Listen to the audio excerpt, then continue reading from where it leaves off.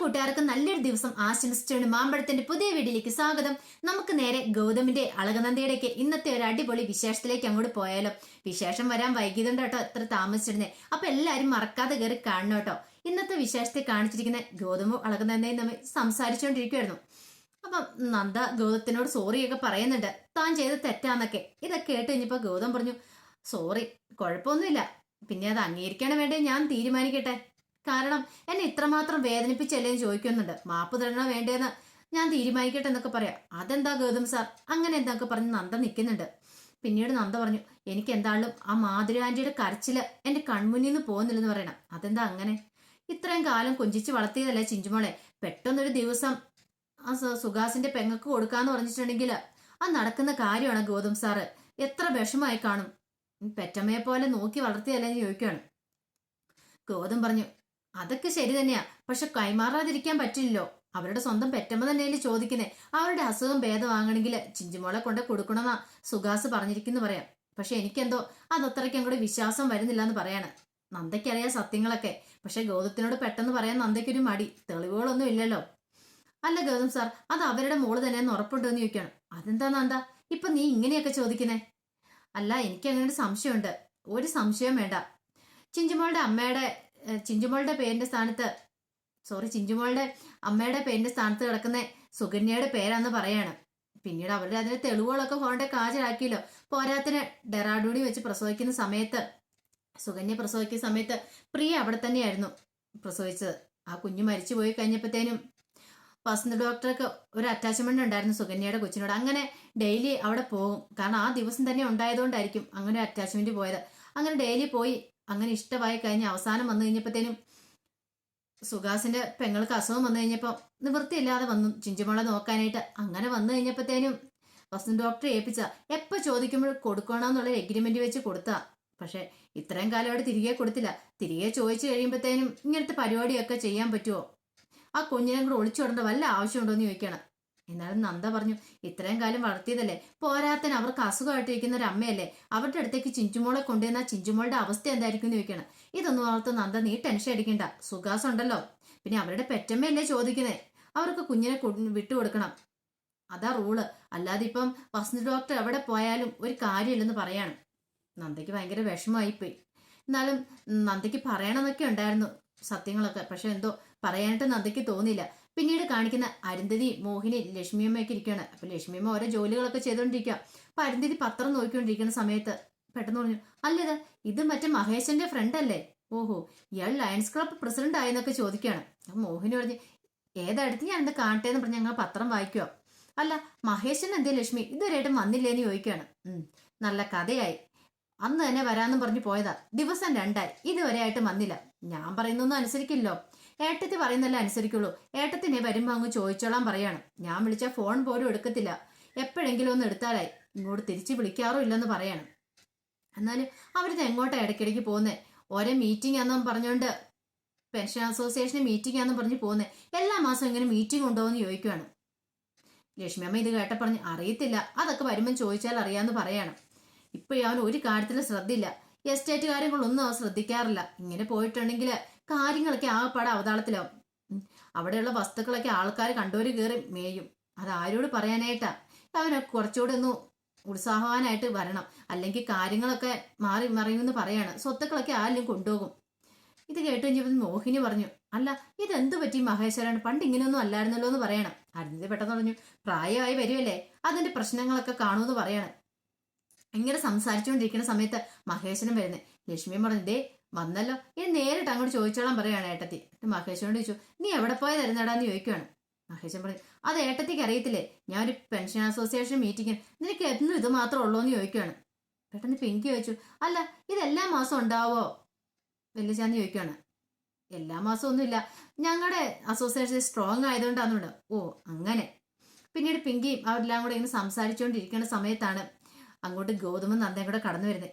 അപ്പൊ ഗൗതം വന്നപ്പോൾ പറഞ്ഞു, എനിക്ക് നിങ്ങളോട് എല്ലാവരും ഒരു ഇമ്പോർട്ടൻ്റ് ആയിട്ടുള്ള കാര്യം പറയാനുണ്ടെന്ന് പറയും. എന്താണ് നിനക്ക് പറയാനുള്ളതെന്ന് ചോദിക്കുകയാണ്. എനിക്ക് പ്രിയേച്ചിയുടെ കാര്യത്തെക്കുറിച്ച് സംസാരിക്കാനുള്ളത്. പ്രിയയുടെ കാര്യമോ? എന്താ പ്രിയയുടെ കാര്യം എന്താണ്? അല്ല, ചിഞ്ചുമോളെ ഒഴിവാക്കുവാണെങ്കിൽ പ്രിയേച്ചിയും വസന്ത് ഡോക്ടറും നമ്മൾ കല്യാണം നടത്തി കൊടുക്കാന്നല്ലേ നിങ്ങൾ പറഞ്ഞിരുന്നേ. അപ്പൊ എത്രയും പെട്ടെന്ന് അതിന് തയ്യാറായിക്കോളാൻ പറയാണ്.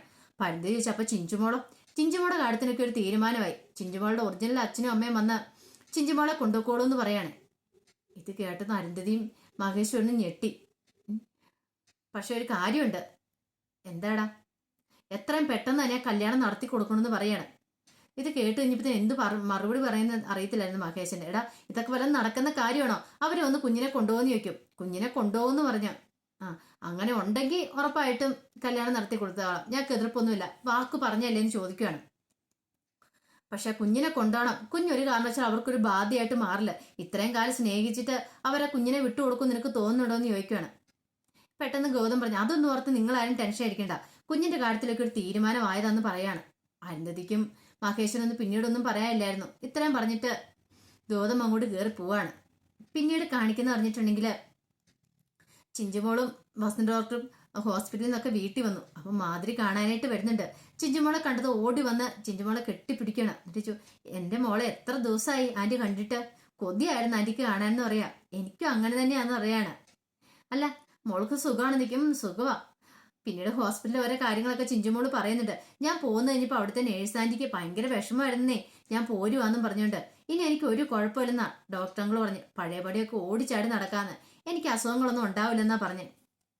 പെട്ടെന്ന് അങ്ങോട്ട് വസന്ത് വന്നു. അപ്പം വസന്തിനോട് പറഞ്ഞു, അല്ലേ പപ്പിച്ചി, ഞാൻ പറഞ്ഞത് ശരിയല്ലേന്ന് ചോദിക്കണം. ശരിയാ മോളും പറഞ്ഞ്. മോളിനി പോയി കളിച്ചോളാൻ പറഞ്ഞിട്ട് ചിഞ്ചുമോളെ അങ്ങോട്ട് പറഞ്ഞു വിടുകയാണ്.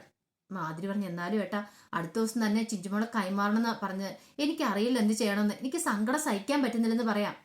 നീ അതൊന്നും ഓർത്ത് വിഷമിക്കേണ്ട മാതിരി, ഒരു കാരണവശാലും ചിഞ്ചുമോളെ വിട്ടുകൊടുക്കാൻ പോകുന്നില്ല. ഞാൻ ഇത്രയും കാലം കഷ്ടപ്പെട്ട് അവളെ വളർത്തിക്കൊണ്ടുവന്ന് അവളെ വിട്ടുകൊടുക്കാനില്ല. എനിക്ക് എന്ത് ചെയ്യണമെന്ന് അറിയാമെന്ന് പറയണം. എന്നാലും ആ ACP ഗൗതം സമ്മതിക്കുന്നില്ല. അയാൾക്ക് എന്തോ ഒരു വാശി പോലെയാ ചിഞ്ചുമോളെ സുഹാസിന് കൊടുക്കണമെന്നുള്ളത്. അയാൾ കഥ അറിയത്തില്ല, അത് ആട്ടം കാണുന്നല്ലേ. അയാളെ നമ്മൾ മൈൻഡ് ചെയ്യേണ്ട ആവശ്യമില്ല. കുഞ്ഞിന് ഞാൻ എൻ്റെ തല പോലെ ശരി വിട്ടുകൊടുക്കത്തില്ലെന്ന് പറയണം. അതിന് ഏതറ്റം വരെ പോണെങ്കിലും ഏതറ്റം വരെയാൻ പോകും. ഏത് കോടതി എന്ന് പറഞ്ഞാൽ പോലും ഞാൻ എൻ്റെ ചിഞ്ചുമോളെ വിട്ടുകൊടുക്കില്ലെന്ന് പറയാണ്. രക്തബന്ധത്തോളം വരത്തില്ലല്ലോ മറ്റേത് ബന്ധമെന്ന് പറയാണ്. ഇതൊക്കെ കേട്ട് കഴിഞ്ഞപ്പം മാതിരിക്കൊന്നും മനസ്സിലായില്ല. എങ്ങനെ വിട്ടുകൊടുക്കാതിരിക്കും? ഒഫീഷ്യലായിട്ട് എല്ലാം കിടക്കുന്ന സുകന്യയുടെ പേരിലാണല്ലോ കിടക്കുന്നത്. അപ്പൊ ചിഞ്ചുമോളെ പിടിച്ചു വെക്കാൻ പറ്റില്ലല്ലോ എന്നൊരു ചിന്ത അവരുടെ ഉള്ളിൽ ഉണ്ടാകുന്നുണ്ട്. പിന്നീട് കാണിക്കുന്നു പറഞ്ഞിട്ടുണ്ടെങ്കിൽ പ്രിയയുടെ അടുത്തേക്ക് നന്ദയും ഗൗതമും ചെല്ലുവാണ്. അപ്പൊ പ്രിയ ഇങ്ങനെ സിറ്റോളിൽ ഇങ്ങനെ നിൽക്കുന്ന സമയത്താണ് അങ്ങ് ചെല്ലുന്നത്. പ്രിയേച്ചിക്ക് ഒരു സന്തോഷ വാർത്തയായിട്ടാ വന്നേക്കുന്ന ഗൗതം പറയും. എന്താ ഗൗതം? അല്ല, ഉത്തരം കിട്ടാത്തൊരു ചോദ്യം ഉണ്ടായിരുന്നു, അതിന്റെ ഉത്തരം കിട്ടിയെന്ന് പറയാം. കാര്യം എന്താന്ന് പറ, എന്നാലേ അറിയാൻ പറ്റുള്ളൂ എന്ന് പറയണം. പ്രിയേച്ചിയുടെ വസന്ത് സാറിന്റെ കല്യാണം ഉടനെ തന്നെ നടത്താൻ തീരുമാനിച്ചെന്ന് പറയാം. നീ എന്താ ഗൗതം പറയുന്നേ? എനിക്കൊന്നും മനസ്സിലാകുന്നില്ലെന്ന് പറയാണ്. ചിഞ്ചുമോളുടെ കാര്യത്തിനൊരു തീരുമാനമായിട്ടോ, ചിഞ്ചുമോളെ അവളുടെ അച്ഛനും അമ്മയെ കൊണ്ടുപോകുന്നു പറയാം. നീ എന്താ ഗൗതം ഈ പറയണെന്ന് ചോദിക്കുക. ഞാൻ പറഞ്ഞത് ശരിയയച്ചെന്ന് പറയണം. നന്ദയുടെ മുഖം അങ്ങോട്ട് വല്ലാതെ അങ്ങോട്ട് മാറി. അല്ല, ഞാനൊരു കാര്യം ചോദിച്ചോട്ടെ പ്രിയേച്ചി, ആ ഡെറാൻഡൂടി വെച്ച് പ്രിയേച്ചി പ്രസവിക്കുന്ന സമയത്ത് സുകന്യ അവിടെ പ്രസവിച്ച് കിടക്കുന്നുണ്ടായിരുന്നൊക്കെ ചോദിക്കും. ആ ഉണ്ടായിരുന്നു. നമ്മുടെ കുഞ്ഞ് മരിച്ചു പോയി കഴിഞ്ഞപ്പോഴത്തേനും ആ കുഞ്ഞിനോട് പ്രത്യേക ഒരു സ്നേഹമൊക്കെ ഉണ്ടായിരുന്നു വസന്തെന്ന് പറയാണ്. എന്നിട്ടോ വസന്ത് അവിടെ ഇടയ്ക്കിടയ്ക്ക് പോവുകയൊക്കെ ചെയ്യായിരുന്നു. അങ്ങനെ ആ കുഞ്ഞുമായിട്ടൊരു അറ്റാച്ച്മെന്റ് ആയെന്ന് പറയുവാണ്. ഈ സമയത്ത് നന്ദ ചോദിച്ചു, അല്ല പ്രിയേച്ചി പ്രസവിക്കുന്ന സമയത്ത് ഡോക്ടർ അവിടെ ഉണ്ടായിരുന്നെന്ന് ചോദിക്കും. ആ സമയത്തൊന്നും ഇല്ലായിരുന്നു പറയാണ്. പിന്നെ അത് കഴിഞ്ഞിട്ടാ വന്നേ. ഒരുപക്ഷെ എന്റെ പ്രസവതീതി അറിഞ്ഞിട്ടുണ്ടാവില്ല. ഡിവോഴ്സും കാര്യങ്ങളും ആയതുകൊണ്ട് അധികം അറ്റാച്ച്മെന്റ് ഒന്നും ഞങ്ങൾ തമ്മിൽ ഇല്ലായിരുന്നു. അതുകൊണ്ട് എന്നെ ഡെലിവറിക്ക് എന്ന് അദ്ദേഹം അറിഞ്ഞില്ലായിരുന്നു തോന്നുന്നത്. പിന്നീടെന്ന് പറഞ്ഞിട്ടുണ്ടെങ്കിൽ പിറ്റേ ദിവസമോ അതോ അന്ന് തന്നെയോ എങ്ങാണ്ട് അദ്ദേഹം വന്നിട്ട് എൻ്റെ അടുത്ത് ജസ്റ്റ് കുറച്ച് സമയം വന്ന് നിന്നു, എന്നിട്ട് അങ്ങ് പോവുക ചെയ്തത്. അല്ല, പ്രിയേച്ചിയോടൊന്നും പറഞ്ഞില്ലേന്ന് ചോദിക്കുകയാണ്. കുഞ്ഞു മരിച്ചു പോയ കാര്യം അറിഞ്ഞിട്ടുണ്ടായിരുന്നു, പിന്നെ എനിക്കറിയത്തില്ല. പിന്നെ അദ്ദേഹം എന്നെ കാണാൻ വന്നില്ല, നേരെ സുകന്യയുടെ വീട്ടിലേക്കാ പോയെന്ന് പറയാണ്. അതെന്താ പോലും സുകന്യയുടെ വീട്ടിലേക്ക് പോകണമെന്ന് ഗൗതം ചോദിച്ചു. അവിടെ അത്രയും കുട്ടികൾ ഉണ്ടായതല്ലേ, അങ്ങനെയാണ് സുകന്യയുടെ വീട്ടിൽ പോയി ആ കുഞ്ഞിനെ മാത്രം കാണേണ്ട ആവശ്യം എന്നാ വസന്തിന്? നന്ദയ്ക്ക് കാര്യം മനസ്സിലായി എന്താന്നുള്ളത്. അതൊന്നും എനിക്കറിയത്തില്ല, പക്ഷെ ആ കുഞ്ഞുമായിട്ട് എന്തോ ഒരു അറ്റാച്ച്മെന്റ് ഉണ്ടായിരുന്നു പറയണം. അപ്പൊ നന്ദ ചോദിച്ചു, പ്രിയേച്ചിക്ക് കാണാൻ തോന്നില്ലേ ആ കുഞ്ഞിനെ? പ്രിയേച്ചിയുടെ കുഞ്ഞിനൊപ്പം ഉണ്ടായതല്ലേ എന്ന് ചോദിക്കുകയാണ്. എനിക്ക് കാണാനൊക്കെ തോന്നി, പക്ഷെ ഞാൻ കാണാൻ പോയില്ല. എൻ്റെ കുഞ്ഞു മരിച്ചെന്ന് എനിക്ക് ഇപ്പോഴും വിശ്വസിക്കാൻ പറ്റിയിട്ടില്ല. അതുകൊണ്ട് എനിക്ക് ആ കുഞ്ഞിനെ കാണാൻ പോലും പോകാൻ തോന്നിയില്ലെന്ന് പറയാണ്. രണ്ടുപേരും ഒരേപോലെ ഉണ്ടായതല്ലേ എന്ന് ചോദിക്കുകയാണ്. നന്ദയ്ക്ക് ഇത് കേട്ടപ്പോൾ സങ്കടം വന്നു. പ്രിയേച്ചിയോട് സത്യം തുറന്നു പറയാനും പറ്റില്ലോ. സത്യം തുറന്നു പറഞ്ഞിട്ട് എന്ത് ചെയ്യും? പിന്നീട് പ്രിയ പറഞ്ഞു, ആ മോളെങ്കിലും ജീവനോടെ കിട്ടിയില്ല, അതെങ്കിലും സന്തോഷത്തോടെ കൂടി ജീവിച്ചാൽ മതിയായിരുന്നൊക്കെ പറയുവാണ്. നന്ദയുടെ ഉള്ളു പടഞ്ഞുകൊണ്ടിരിക്കുക അത് കേട്ട് കഴിഞ്ഞപ്പോഴത്തേനും. പിന്നീട് കാണിക്കുന്നു പറഞ്ഞിട്ടുണ്ടെങ്കിൽ അരുന്ധതി പിങ്കിനെ വിളിക്കുന്നുണ്ട്, രഹസ്യമായിട്ട് വിളിപ്പിക്കുന്ന. അറിഞ്ഞു ചോദിച്ചു, എന്താ വല്യമ്മേ, എന്താ എന്നെ വിളിച്ചതെന്ന് ചോദിക്കുകയാണ്. അതെ, നിന്നോട് ഞാൻ ഒരു ഇമ്പോർട്ടന്റ് കാര്യം പറയാൻ വേണ്ടി വിളിച്ചോന്നറിയും. എന്താ കാര്യം, എന്താന്ന് പറ. ഞാൻ ഈ പറയുന്ന കാര്യം പുറത്ത് ആരും അറിയില്ലെന്ന് പറയാണ്. എന്നാൽ നന്ദയുടെ കാര്യമാണ്. നന്ദയുടെ കാര്യമൊന്നുമല്ല, ലക്ഷ്മിയമ്മയുടെ കാര്യമാണ്. അതൊന്നും അല്ല എന്ന് പറയാണ്. പിന്നെന്താന്ന് ചോദിക്കും. നമ്മുടെ എസ്റ്റേറ്റുമായിട്ട് ബന്ധപ്പെട്ട ചില കാര്യങ്ങളാണെന്ന് പറയാണ്. ഞാൻ പറഞ്ഞില്ലേ മഹേശ്വരൻ നമ്മുടെ എസ്റ്റേറ്റിൽ ഇപ്പം ഒരു നോട്ടം ഇല്ലെന്ന്. വല്ല കാലത്തൊന്ന് പോയാലായി, പോയില്ലേലായി. പണ്ട് അവൻ ഇങ്ങനെയൊന്നും അല്ലായിരുന്നു. എല്ലാ കാര്യങ്ങളിലും ഇടപെട്ടുകൊണ്ടിരുന്ന, എല്ലാം ഓടിച്ചാടുന്ന നോക്കിക്കൊണ്ടിരുന്ന. പക്ഷെ ഇപ്പോഴവൻ അങ്ങനെയല്ല എന്ന് പറയാണ്. ആ ചെമ്പമേടിൽ അവിടെ കുറച്ച് സ്ഥലമുണ്ട്, എസ്റ്റേറ്റ് ഉണ്ട്. പക്ഷെ ഇപ്പൊ ആരും നോക്കുന്നില്ല, അങ്ങോട്ട് തിരിഞ്ഞു പോലും നോക്കാറില്ല. മലയും കുന്നും ആണെന്ന് പറഞ്ഞുകൊണ്ട് ഉപേക്ഷിച്ച മട്ടാന്ന് പറയണ. അതുകൊണ്ട് എന്താ, അവിടെ ആൾക്കാരുടെ ഇഷ്ടത്തിനനുസരിച്ചാ കയറി ഇറങ്ങുന്നത്. നോക്കാനും പറയാനും ആളുണ്ടെങ്കിലല്ലേ അതിന് ഉത്തരവാദിത്വം ഉണ്ടാവുള്ളൂ. അല്ലെങ്കിൽ ആൾക്കാരുടെ തോന്നിയാസമായിരിക്കും എന്ന് പറയാം. എന്നാലും അത്രയും വലിയൊരു എസ്റ്റേറ്റ് ഇട്ടിട്ടുണ്ട്, എന്താ വലിയ ഉത്തരവാദിത്വം ഇല്ലാതെ നടക്കുന്ന മഹേശ്വരന് വലിയച്ഛനെന്ന് ചോദിക്കുകയാണ്. അതൊന്നും എനിക്ക് അറിയത്തില്ല പെങ്കി, ഇനി എന്താണെങ്കിലും കണ്ടുപിടിക്കണം. മഹേശ്വരനെ എത്രയും പെട്ടെന്ന് അങ്ങോട്ട് പറഞ്ഞു വിടണം. അവനൊരു ഉത്തരവാദിത്വമൊക്കെ ഉണ്ടാവണമെന്ന് പറയുകയാണ്. പിന്നീട് പറഞ്ഞു, ഞാൻ നേരത്തെ അന്ന് എസ്റ്റേറ്റ് ഒക്കെ നോക്കിക്കൊണ്ടിരുന്നേ ഒരു വാവച്ചനായിരുന്നു പറയുകയാണ്, അവിടുത്തെ കാര്യങ്ങളൊക്കെ നോക്കിക്കൊണ്ടിരുന്നത്. അപ്പൊ ആ വാവച്ചനെ കുറിച്ചും എസ്റ്റേറ്റിനെ കുറിച്ചും അരുന്ധതി പിങ്കിയോട് പറയാൻ തുടങ്ങുകയാണ്. അപ്പൊ അത്രയും ആയപ്പം അതാണ് നമ്മൾ കണ്ടേന്ന് പറഞ്ഞിട്ടുണ്ടെങ്കിൽ. അപ്പൊ ഇന്നത്തെ വിശേഷത്തിൽ ഇപ്പൊ നാളെ അറിയാം ഇനിയിപ്പൊ എന്താ വാവച്ചനും എസ്റ്റേറ്റും തമ്മിലുള്ള ബന്ധം എന്താ. മഹേശ്വരനും ആ എസ്റ്റേറ്റുമായിട്ട് എന്തെങ്കിലുമൊക്കെ ബന്ധം കാണുമായിരിക്കും. മഹേശ്വരൻ ഇപ്പൊ അങ്ങോട്ട് പോകുന്നതിന്റെ അർത്ഥം തന്നെ, ഇടയ്ക്കിടയ്ക്ക് ഈ മുങ്ങുന്നതിന്റെ അർത്ഥം തന്നെ ഇനി വേറെ ആരെങ്കിലും കാണാനൊന്നും പറയാൻ പറ്റില്ല. അതിന്റെ വിശേഷമൊക്കെ വരുന്നേ ഉള്ളൂ കേട്ടോ. അപ്പൊ നമുക്ക് എന്തായാലും ആ വിശേഷങ്ങൾക്കായി കാത്തിരിക്കാം കേട്ടോ. വീഡിയോ ഇഷ്ടപ്പെടുവാണെങ്കിൽ എല്ലാവരും ലൈക്ക് ചെയ്യണം കേട്ടോ. അപ്പൊ ആദ്യമായിട്ട് കാണുന്നവരാണെങ്കിൽ സബ്സ്ക്രൈബ് ചെയ്യുകയും കൂടി ചെയ്യണം കേട്ടോ. ഒരിക്കൽ കൂടി എല്ലാവർക്കും നല്ലൊരു ദിവസം ആശംസിച്ചുകൊണ്ട് നിർത്തുന്നു. നന്ദി.